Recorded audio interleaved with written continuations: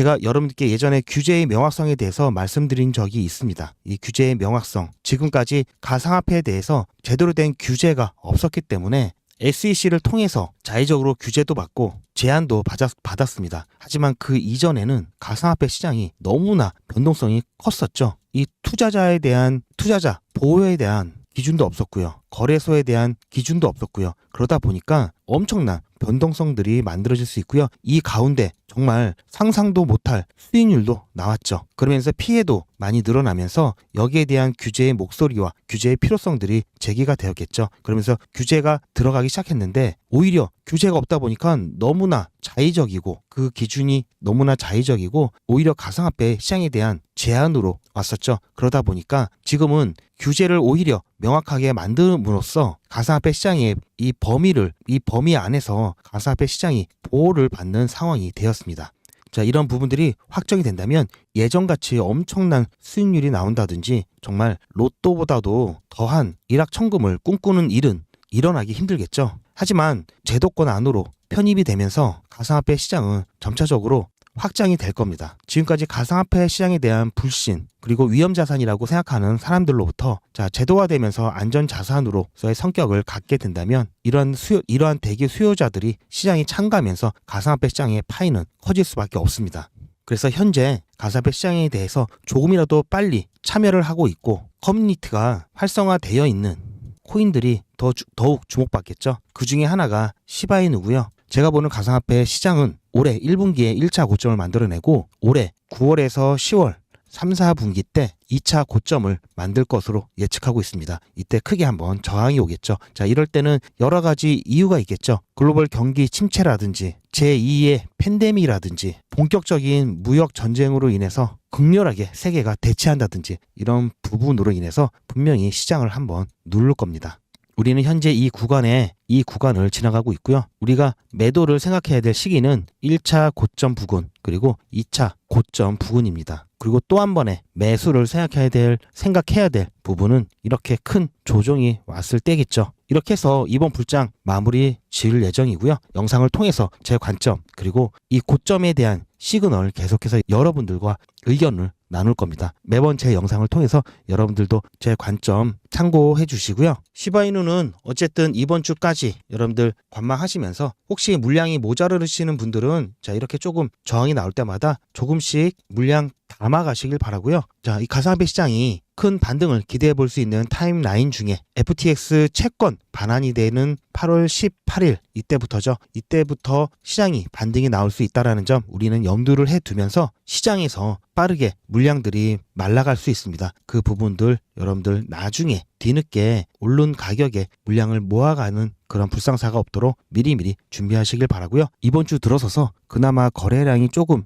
늘어나고 있는 모습을 보이고요. 단기적으로 봤을 때 이렇게 쌍바닥의 모습을 보여주면서 상방으로 이동할 수 있는 충분한 여지를 만들어주고 있는데요. 엊그저께 철강 등 알루미늄에 대한 관세를 트럼프가 부과하겠다고 발표를 했었죠. 시장은 다시 한번 긴장을 하면서 눈치를 봤는데요. 이번 주까지는 눈치를 보는 기간이라고 말씀을 드렸습니다.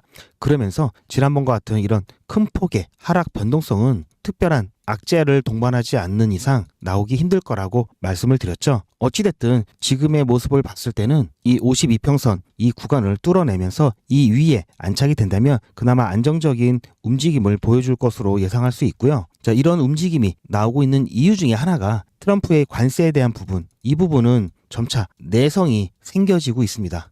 따라서 본격적인 관세를 통한 무역 전쟁이라든지 또는 최근에 굉장히 독감이 유행하고 있죠. 제2의 팬데믹이라든지 이런 부분이 툭 하고 튀어나오지 않는 이상 불장을 향한 이 가상화폐 시계는 계속해서 흘러갈 것으로 보고 있는데요. 제가 이 관세에 대한 부분 분명히 주식시장과 함께 가상화폐 시장에 영향을 주었습니다. 타격이 있었는데요. 이 부분 시간이 지나면 지날수록 무뎌진다고 말씀을 드렸죠. 그럴 수밖에 없는 게 이 관세 정책에 대해서 트럼프는 관세를 부과하는 게 목적이 아니라 이 관세를 통해서 협상에서의 우위를 가져가기 위해서 이 관세를 협상 카드로 쓴다고 말씀을 드렸죠. 그렇기 때문에 여기서 시사하는 바는 이 관세를 통해서 최악의 상황까지는 가지 않을 것이다라는 자그마한 믿음이 생길 수 있고요. 이러한 부분을 트럼프가 성격이 괴팍하고 직설적이라고 하더라도 관세를 아나무인격으로 휘둘리지 않을 거라고 하는 그 근거로 예전 트럼프 일기 때 관세에 대한 부분에 대해서 우리가 한번 고찰해 볼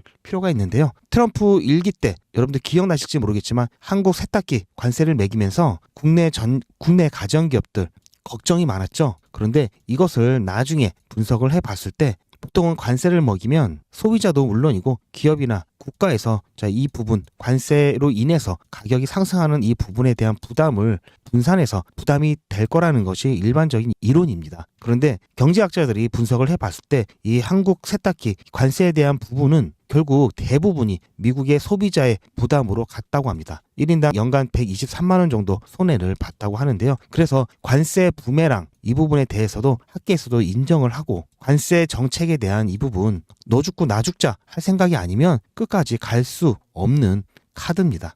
그렇기 때문에 시간이 지나면 지날수록 당연히 무뎌질 수밖에 없고요. 그러한 부분들로 불장의 시간을 늦추고 그리고 가격을 눌려왔던 이 부분 점차적으로 회복을 할 수밖에 없다. 불장이 끝난 게 아니라 아직 우리는 불장에 오지 않았다라고 하는 제 관점입니다. 지금 많은 분들이 이 구간에 있어서 굉장히 많이 시장을 떠나셨습니다.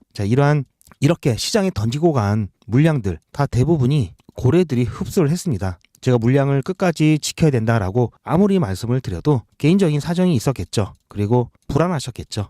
결국은 이런 물량들 고래의 손으로 들어가면서 이 고래들 본인들이 원하는 시기에 원하는 가격을 컨트롤해 가면서 모두가 불장이다라고 느끼는 순간 고점을 만들면서 다시 한번 이 가상화폐 시장으로 여러분들을 유인할 겁니다. 그리고 나서 고래들이 갖고 있는 물량 여러분들한테 던지고 고래들은 다시 유유히 시장을 빠져나갈 겁니다. 그러면 한동안 이 고점에서 매수를 하신 분들은 물려 계시겠죠. 물론 4년 후에 반감기가 찾아오면서 다시 한번 불장이 오기를 기다리실 텐데요. 제가 누누이 말씀드리지만 4년 후에 트럼프가 없죠. 가상화폐 시장은 트럼프 재임 기간 동안 엄청난 성장을 할 겁니다. 양적으로 뿐만 아니라 질적으로 성장을 하면서 이 가상화폐 시장은 제도권으로의 편입이 가속화되고 미국 정부 기관의 선택을 받은 코인들은 살아남을 거고요. 그렇지 못한 코인들 그리고 거래소는 살아남지 못할 겁니다. 지금 수많은